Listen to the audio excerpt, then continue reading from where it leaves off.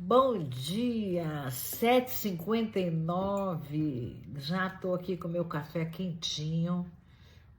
E você, tá com o seu aí também? Então, hoje estou com outra xícara, não achei a do Snoopy. Mas essa é linda também. Então, vamos... Ontem foi um dia importante. Ontem foi o dia 23 dias que nós estávamos lendo o capítulo 1 do livro de Eclesiastes, escrito pelo rei Salomão, há 3.000 anos. E ontem nós terminamos o último verso do capítulo 1. E hoje eu achei que seria interessante, hoje é o dia 24 de leitura e é o dia 24 do mês de julho. Bateu. Interessante introduzir o capítulo 2 do livro, né? Falar qual é o tema central para a gente ir se preparando, não cair de paraquedas, né? Então, o Salomão continua buscando qual é o sentido da vida. É a pergunta eterna. Qual é o sentido da gente vir? Uma célula, duas células se multiplicam, criam um corpo humano que é gestado por outra humana. Hoje o Uber tá demais, né? E nasce, se desenvolve, aprende as coisas, carrega pesos que não são dele, aprende um monte de coisa, compra um monte de coisa, se relaciona. Tem uma vida rica, a nossa vida é muito rica, a gente faz muita coisa.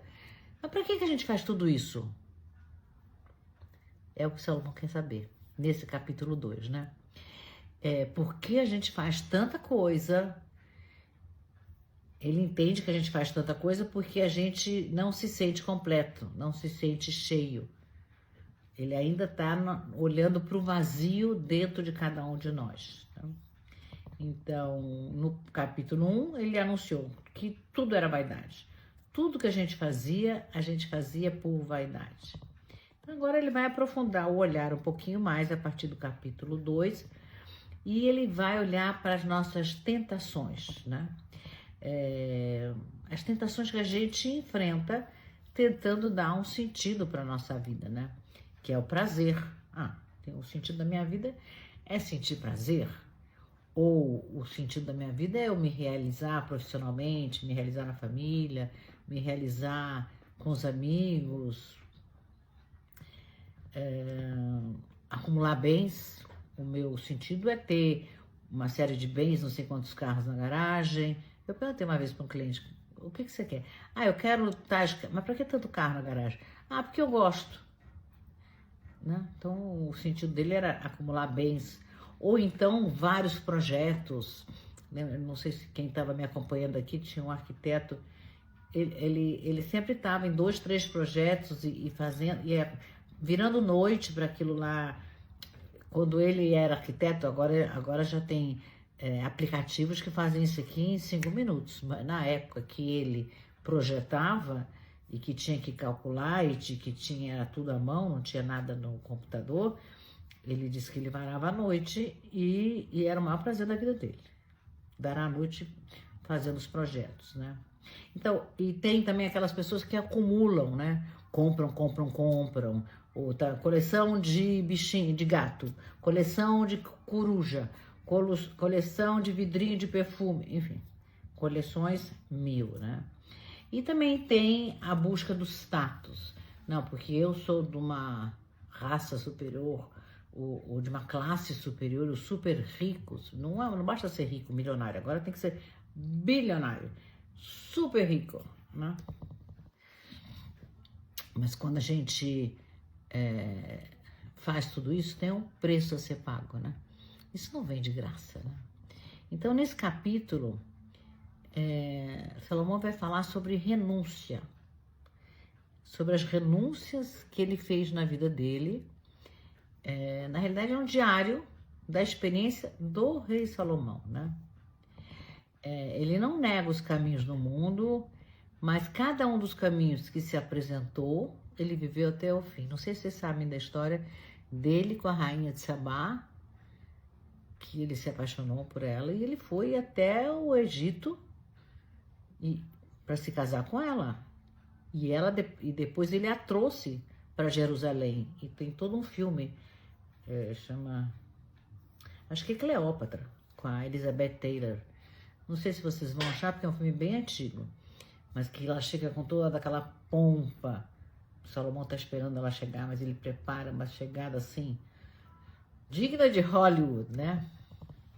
Então, ele está olhando com o olhar de uma pessoa que buscou demais, que viveu tudo intensamente, com tudo que ele viveu, com as mulheres que ele teve, com as conquistas que ele teve, com a sabedoria que ele juntou, com como ele era amado pelo povo, porque ele era do bem.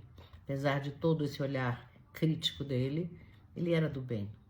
Tem a história do, não sei se vocês conhecem, devem conhecer, a história de duas mães que chegam com o bebê e elas dizem, o bebê é meu, e ele tem que decidir de quem é o bebê.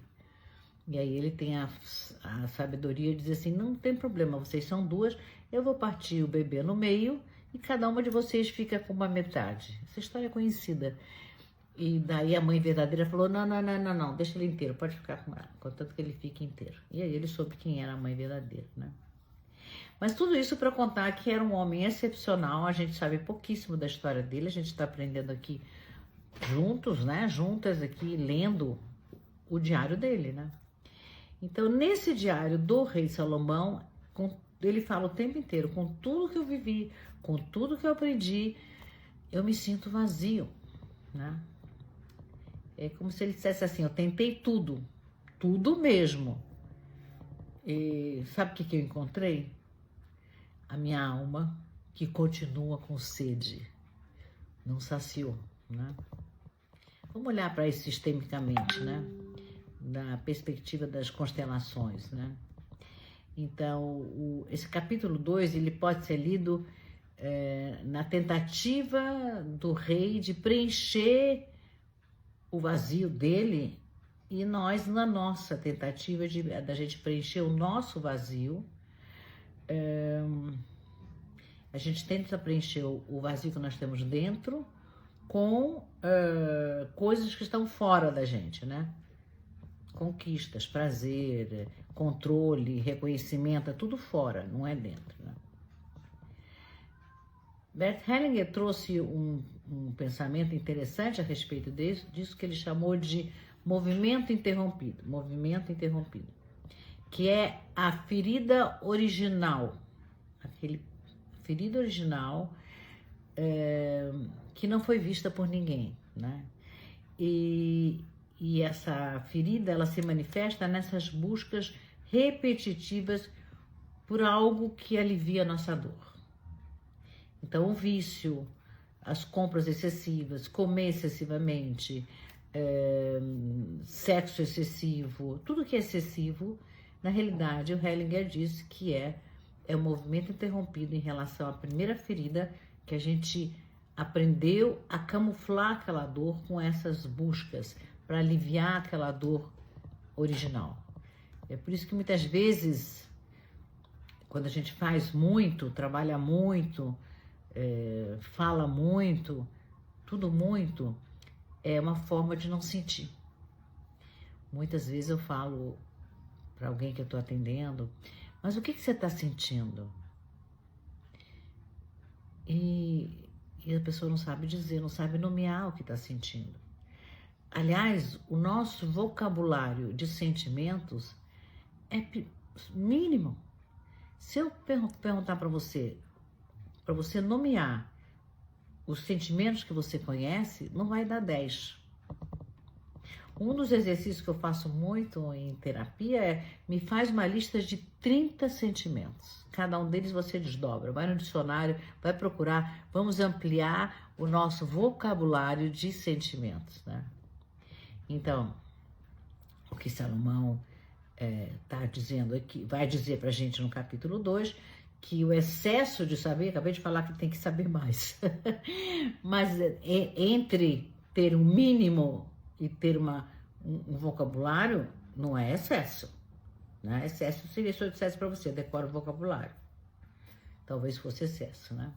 Então, o que ele está dizendo, o que ele vai nos ensinar aqui, que o excesso de querer saber demais, acumular demais, realizar demais, nada mais é do que dentro da gente ainda está incompleto. O que não foi resolvido aqui dentro, a gente busca de alguma forma aliviar aqui fora, né?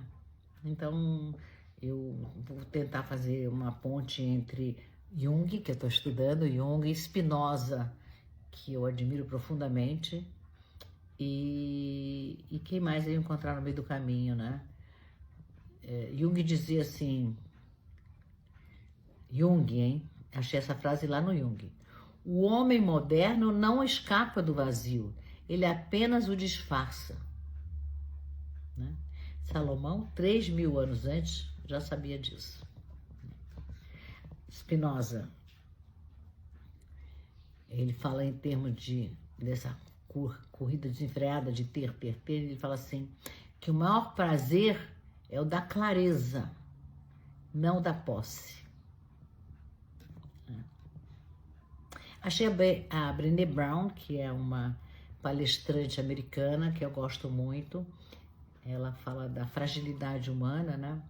Vulnerabilidade. Então ela diz assim, vulnerabilidade é o berço da alegria. Então quando você se torna vulnerável, esse é o berço da alegria, da criatividade, do pertencimento e do amor. Então ela nos chama para a gente se permitir olhar para dentro, olhar para a nossa dor, para a nossa ferida original, que nós vamos começar amanhã com o capítulo 2, né? Mas para a gente ser vulnerável, a gente precisa parar de correr atrás do que está lá fora, né? Tem que se olhar. Né? Então esse mês está entrando, nós vamos caminhar com o rei Salomão pelos corredores do excesso. Ele vai falar dos excessos, ele vai falar das conquistas, ele vai falar das dúvidas e do espanto. Cada verso, cada busca, nós vamos perguntar o que eu estou tentando preencher dentro de mim. Ouvindo o verso de Salomão, ouvindo as buscas dele, eu vou me perguntar o que eu estou tentando preencher dentro de mim. Qual foi o movimento interrompido, segundo Hellinger, que aconteceu comigo, né? Da onde vem esse vazio? Tem pessoas que nem percebem que tem um vazio, mas quem percebe está caminhando aqui com a gente, né? O que de fato, a pergunta é, o que de fato vai deixar minha alma preenchida? O que de fato vai saciar essa fome, esse vazio? O que será? Conta para mim, escreve para mim, vamos conversar, né? Não é um caminho de negação, não é um caminho, isso eu não quero, isso não existe, é melhor não olhar, é melhor não ver, né? Mas um caminho de verdade. É uma verdade, pode ser dolorida, mas quando ela é acolhida com amor, ela liberta. É isso, não tem meditação, era só uma introdução. A gente pode usar essa frase final, que a verdade, quando ela é acolhida com amor, ela liberta. Então, a verdade com amor liberta. Bom dia para vocês. Nós vemos amanhã com o capítulo 2, verso 1. Um beijo. Vamos olhar para dentro?